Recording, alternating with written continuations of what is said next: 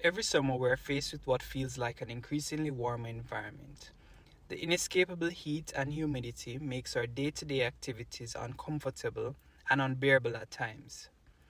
Even though we're exposed to extended hours of sunlight during summer, what if I told you that the discomfort you experience now has less to do with the sun and more to do with environmental changes? Let me explain. Since European colonization, the tropics have been documented as being very hot and humid. It created many challenges for early settlers when they tried using imported building materials and practices, which eventually failed.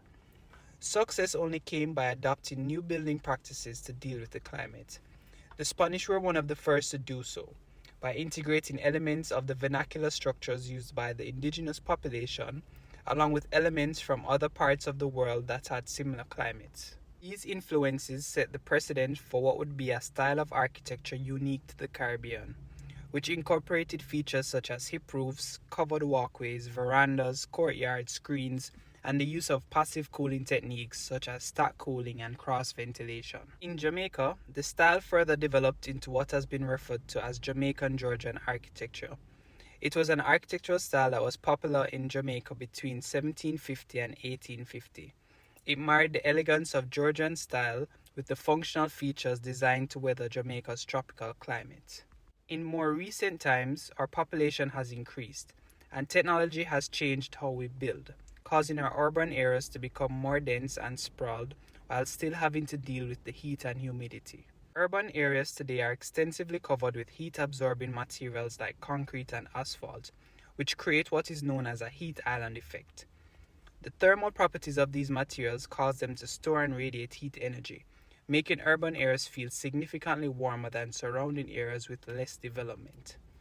Secondly, buildings have become more dependent on mechanical cooling systems and less on passive cooling techniques. Equipment such as air conditioning units cool spaces by removing heat from inside a building and releasing it outside, which contributes to a warmer exterior. This also is compounded by improper use of materials like glass that can trap heat energy. This condition is known as the greenhouse effect, causing AC units to work even harder to remove the heat. On top of this, high volumes of motor vehicles with internal combustion engines idling in traffic generate a lot of heat, which further contributes to the high average temperature of an urban area. So what can we do about this? Unfortunately, there are no overnight solutions, but there are some key areas that will need improvements. We can start by ensuring that green spaces are considered in all forms of development, especially street designs, community planning, and commercial developments. Landscaped or vegetated surfaces work in the opposite way of hard surfaces, by storing less heat and even providing shade, which can make an area feel much cooler. There are many guidelines for effective landscaping that can significantly impact the comfort as well as the aesthetic of an area, such as tree-lined streets like what can be found in the business district of New Kingston. Features like these encourage pedestrian traffic by providing shade. Another intervention needed is more investment in good design. A good design is more than a good aesthetic and includes the long-term performance, efficiency, and functionality of the building.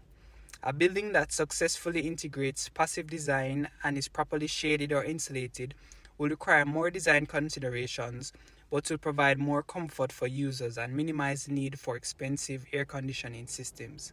An example of this is the shading devices and courtyard found in the PCJ building, which reduces the overall cooling loads and energy needs for the building. Additionally, urban planning and building strategies can make our environment more comfortable. A walkable city will reduce the number of roads as well as cars in the city. This can be achieved by planning for more mixed-use developments that not only accommodate multiple occupancies but also engage with the streets. Arcades with shops are one method to make a city more walkable by using buildings to create shade. An example of functioning arcades can be found along the main streets of downtown Kingston. Building regulations also play a part in the problem. Buildings have been allowed to be built based on structural integrity rather than thermal properties. For example, building codes require that if concrete is used as a roof material, it must be used in conjunction with an insulated membrane or some form of sealing to reduce the transmission of heat. This was a fault with many of the early prefabricated concrete housing developments used across Kingston and St. Catherine, which were built with no insulation. Our buildings play a much bigger role than what we think, and we must take special care to understand their full impact whenever we plan to develop. So the next time you complain about the heat, it may just be the building you're sitting in and not the sun. Thanks for watching, and please like, share and follow for more.